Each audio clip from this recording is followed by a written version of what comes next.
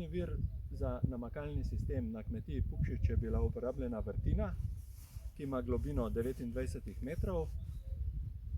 Cev ima premer 110 mm. Predhodno je bilo potrebno pridobiti dovoljenje za raziskavo podzemnih voda. Globina, kot rečeno, 29 metrov. S potopno črpalko se voda prečrpava v vodni zbiralnik, ki je na zgornjem delu zemljišča, od tam pa preko črpalke na zemljišča za namakanje zelenjadnic. Ker vrtina ni zmogla zagotavljati dovolj vode za namakanje vseh zemljišč na kmetiji, si je bilo treba umisliti vodni zbiralnik za zbiranje vode, ki je pripravljena potem za namakanje. Vodni zbiralnik ima 240 kubičnih metrov prostornine. S pomočjo črpalke črpava preko cevovodov na kmetijska zemljišča do hidrantov. Črpalka za črpavanje je moči 7,5 kW, pretok je 24 kubičnih metrov na uro in omogoča namakanje praktično vseh zemljišč na kmetiji Pukšič. Tu vidimo črpališče oziroma črpalno postajo s fertigacijsko enoto, potem s črpalko, z vsemi filtri in trafo postajo za namakanje kmetijskih zemljišč. Tu zdaj pride voda iz zajetja, se pravi črpalka požene vodo do sem, tu je raztezna posoda, filter, tu je filter, števec, enota za fertigacijo, pa povratni ventil, od tu pa gre zdaj voda v sistem, se pravi do vseh površin. Tu, kar zdaj vidimo na te stene, tu je v bistvu omarica za krmiljenje črpalke v vrtini, ki pač žene vodo v zajetje. To je elektroomarica, tu imamo dovod elektrike. To je avtomatika za krmiljenje namakalnega sistema. Tu lahko dejansko se odločimo za ročno krmiljenje. To pomeni, da izberemo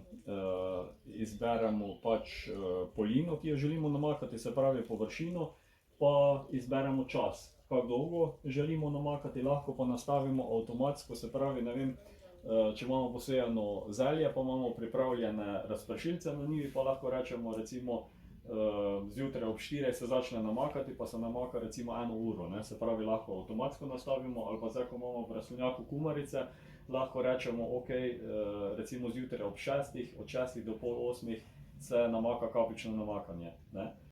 Tu pa je frekvenčni regulator, v bistvu tu se cela zadeva lahko vklopi ali pa izklopi. Celotna dolžina cevovodov na namakalnem sistemu Pukšič je okrog 700 metrov, dimenzije pa so od 50 do 75 mm. Dimenzionirani so na pritisk do 10 barov, narejeni pa so iz polietilenskih cevi.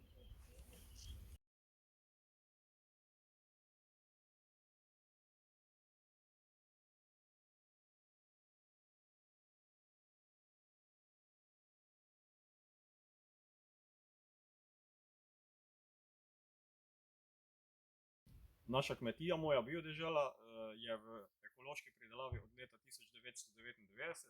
Takrat smo tudi naredili preusmeritev iz, v bistvu 2 leti prej, iz živinorejske proizvodnje, bolj točno prašičerejske, v proizvodnjo zelenjave in žit. In v bistvu danes se ukvarjamo predvsem s pridelavo zelenjave, to pomeni rdečo peso, približno 1 hektar, potem zelje, stročji fižol, kumarice, papriko, kakšno čebulo za mešano solato in tudi recimo nekaj malega korenčka. Vse to predelamo in pripravljamo, se pravi za slovenske družine, pripravljamo ozimnice po naročilu pod blagovno znamko Moja biodežela. Nekaj naše proizvodnje pa namenimo tudi javnim zavodom, se pravi šolam in vrtcem. Zdaj do lanskega leta smo v bistvu vso proizvodnjo imeli na prostem, lansko leto smo s pomočjo evropskih sredstev postavili ta dvoladijski rastlinjak v velikosti 15 arov. Naredili smo tudi en manjši rastlinjak 160 kvadratnih metrov za vzgojo sadik Istočasno pa smo zgradili tudi namakalni sistem za 3,08 hektarja njivskih površin in tudi seveda za te rastlinjake. Se pravi, naredili smo vrtino, iz katere pač črpalka prečrpava vodo v zajetje in po celotni kmetiji smo naredili hidrantne jaške ob njivah, ob površinah, kjer dejansko lahko potem samo priklopimo, namestimo recimo razpršilce ali pač cevi za kapljično namakanje in namakamo svoje pridelke. To je v bistvu pač bistveno lepše je delati, dosti bolj varno se počutimo, ker nismo več v tolikšni meri odvisni od recimo vremenskih razmer, se pravi, lahko si pomagamo v primeru suše. Kapljično namakanje kumaric je idealno za pridelavo vrtnin.